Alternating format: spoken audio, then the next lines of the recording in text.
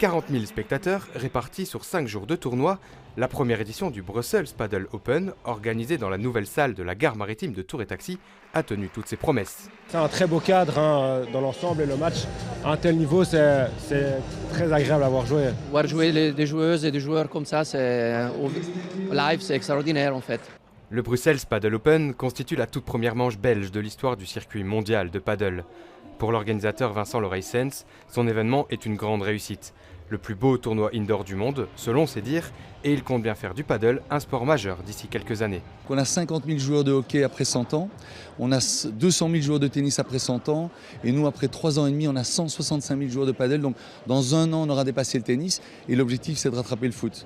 Le Grand Prix de Formule 1 partira dans 2 ans, et donc on deviendra le deuxième événement sportif belge, et l'ambition c'est de devenir le premier événement sportif belge avec entre 75 et 100 000 personnes la prochaine fois, en tout cas dans les prochaines éditions. Malheureusement, pas de Belges représentés ce dimanche, jour des finales féminines et masculines, mais une apothéose à l'accent ibérique, ou dans une moindre mesure, à l'accent espagnol. Chez les dames, les deux Espagnols et numéro 1 mondiale, Alejandra Salazar et Gemma Triay, affrontaient l'Argentine Virginia Riera et l'Espagnole Patricia Liaguno. Les meilleures joueuses du monde manquent leur entrée de match et s'inclinent dans le premier set.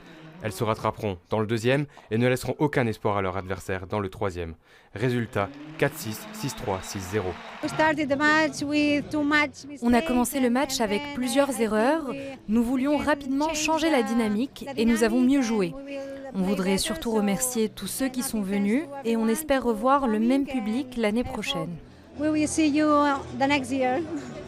Pour la finale homme, le match sera plus expéditif. Alejandro Galán et Juan Lebrón, numéro 1 mondiaux, se sont imposés en 2-7, 6-3, 6-3 contre l'Argentin Franco Stupa, numéro 8 mondial, et le Brésilien Pablo Lima, numéro 12 au classement. Nous sommes très heureux d'être les premiers champions ici. Bruxelles et ses supporters seront à tout jamais gravés dans nos cœurs.